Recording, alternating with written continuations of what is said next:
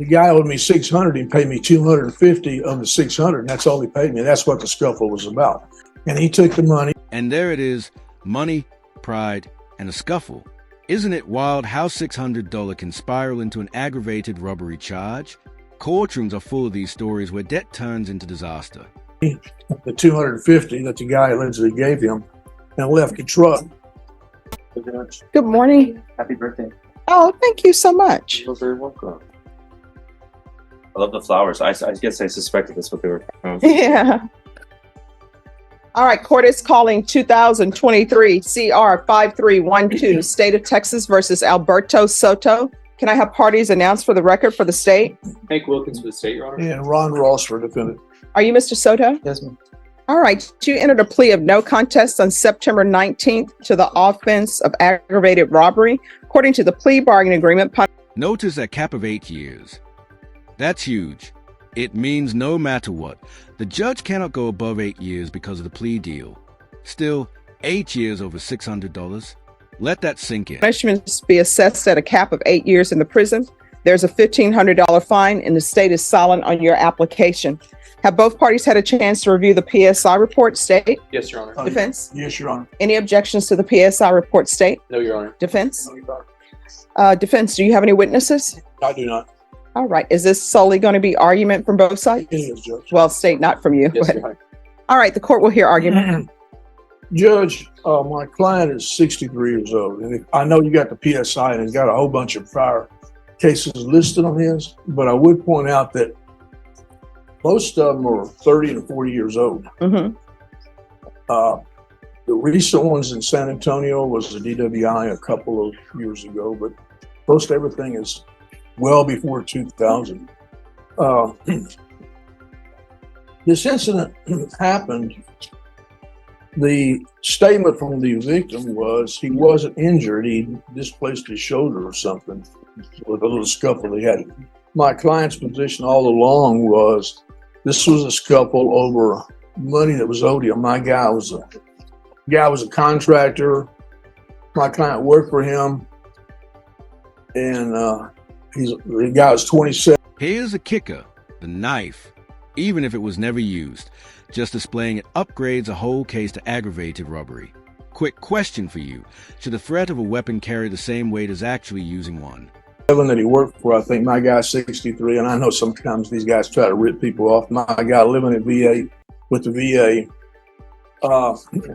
Apparently my guy, according to the victim, had a knife, displayed a knife. There's no indication he used it. And his injury. Just 1 second. Hi. We're having problems. That's okay. Go ahead. His injury was from the displaced shoulder. All this stuff is in the report, and I think the victim has verified what I've just told you about that. My client understands deferred adjudication consequences of messing up. He's been in San Antonio for about 7 years, came from New Jersey, and he's worked in construction, various jobs when he gets with contractors. He's been to the VA for mental health, I think, at one time. He's got possibly lung cancer. He's got emphysema, some lung problems. He tells me he joined the Mormon church about a year ago. Okay. Can you explain to me about because in the police report, the suspect is saying, the complainant is saying that your client took $250 from him and it was in a Chase envelope. And then when the police came upon your client, he had the $250, but the Chase envelope was on the ground. That's correct. That's where the robbery comes in. Now that's where he says the robbery. My client's taking responsibility while still saying, hey, he owed me money. Classic courtroom tightrope. It's like admitting guilt, but also trying to win sympathy points at the same time. The whole position the whole time was the guy owed me 600. He paid me 250 of the 600, and that's all he paid me. That's what the scuffle was about. And he took the money, the 250 that the guy allegedly gave him, and left the truck and was walking away, took the money out and dropped the envelope. So that's my understanding of the facts, and reading between the lines, that could well be true. My client though is taking responsibility, and it's played no contest to this.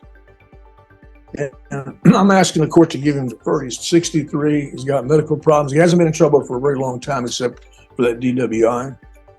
He has been employed.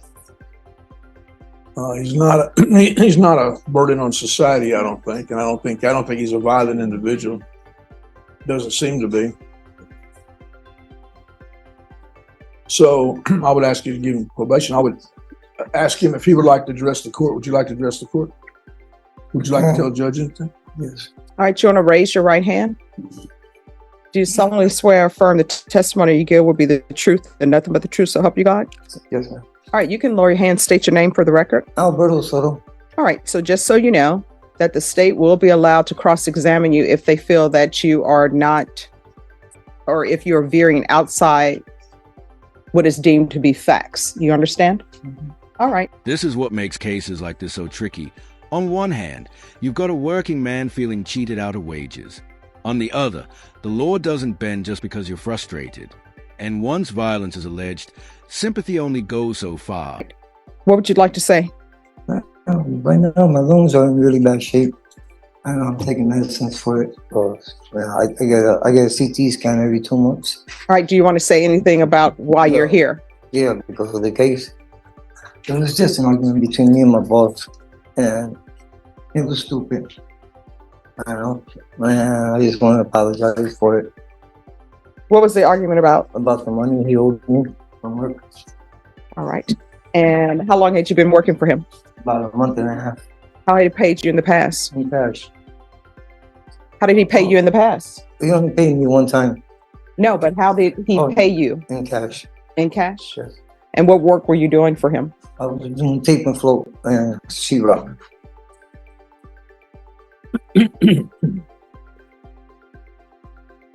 And so what was your agreed upon contract with him? I was doing $17 an hour, and I had worked that week 6 days, 5 days. I missed on Friday. And man, he owed me for 5 days, and he only gave me for 2 days. So how much money did he give you for 2 days? $250. And then we wound up arguing about the rest of the money. So you had been working for him for a month, you say, and he's only paid you $250 total? No, he paid me the week before what he owed me. Mm-hmm. And he also held back a week. So he held back a week. So really he owes me for like 2 weeks right now. So they took the $250 off me and gave it back to him. All right, where did the knife come in? I didn't have a knife. So you're saying you never pointed a knife at him? No, Do you want a jury trial? no.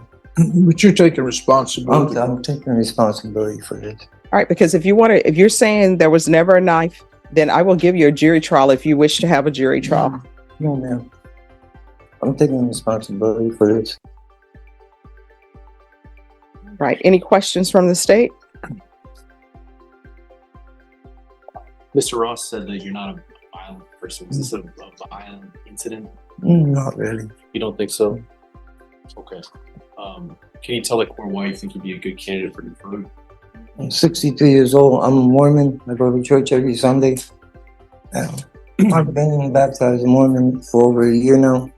And it was just a stupid mistake that we had. It was just an argument. And it will never happen again. Big tone here, Veterans Treatment Court. It's a specialized program that focuses on rehabilitation instead of prison for veterans struggling with mental health or addiction. For a 63-year-old vet, this could be a second chance.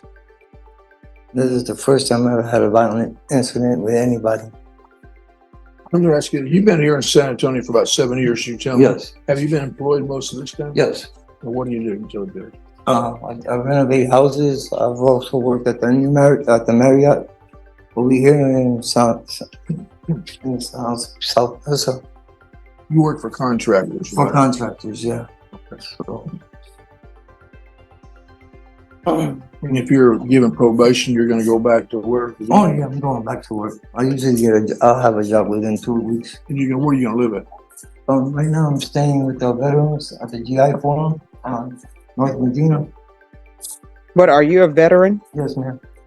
I'm ex-Marine. Was he, Sean, could you see if Veterans Treatment Court could come down and speak to him?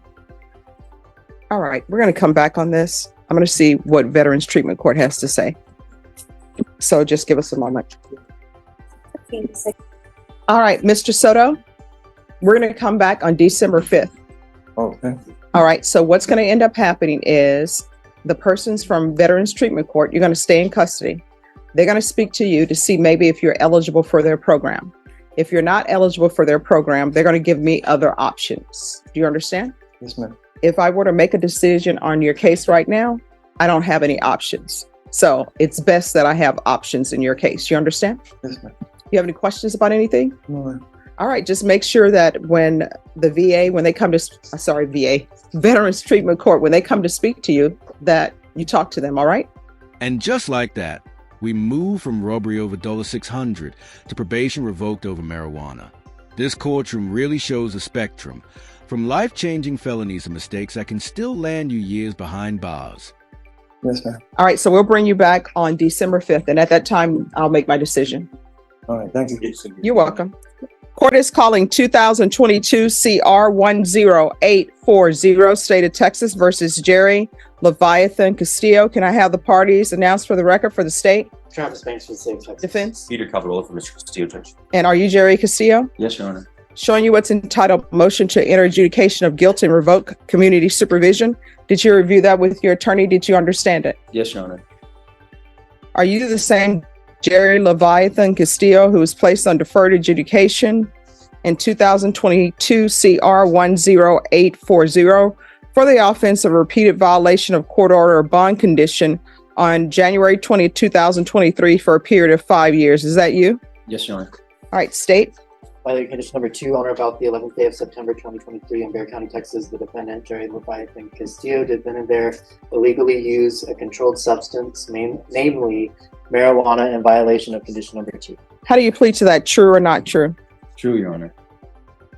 The state will waive and abandon the other allegations. Any objections to the waivers? No, Your Honor. Did you understand by pleading true to violation of condition number 2, court could find it true, grant the motion, find you guilty, sentence you up to 10 years in prison and up to a $10,000 fine? Yes, Your Honor. Knowing that, do you still wish to plead true to violation of condition number 2? I do, Your Honor. Court will find violation of condition number 2 true. Is there a proposed agreement? Your Honor, there's no agreement. The state will have its recommendation, which is to grant the motion and revoke the community supervision and sentence the defendant to 4 years TDC and give him credit for time served. And defense, what are you requesting? Your Honor, we would just respectfully request that my client, Mr. Castillo, be continued on probation. He's taken substantial steps to his rehabilitation and recovery.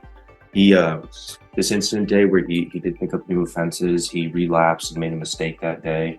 He realizes that. He's looking forward to the treatment, and if you'd allow it, Judge, he'd like to address the court and just talk about his experience in those programs.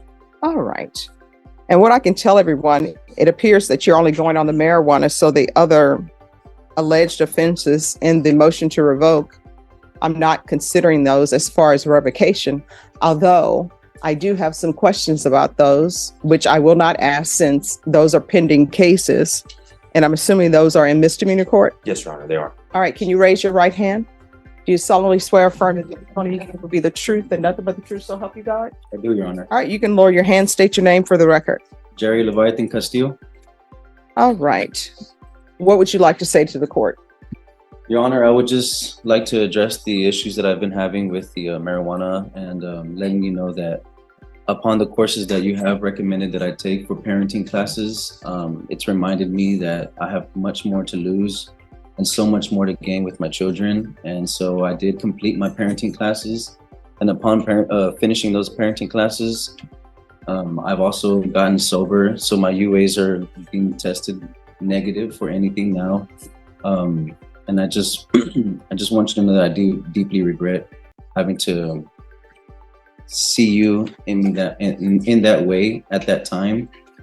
And I just want to thank you for your time also, Your Honor. All right, when did you complete parenting classes? Your Honor, I have the certificate here. It was, What date? It was completed on October 2nd, 23.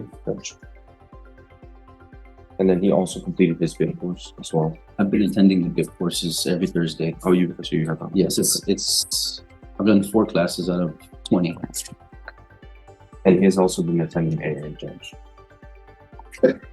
When did you start attending AA? I have started attending AA on October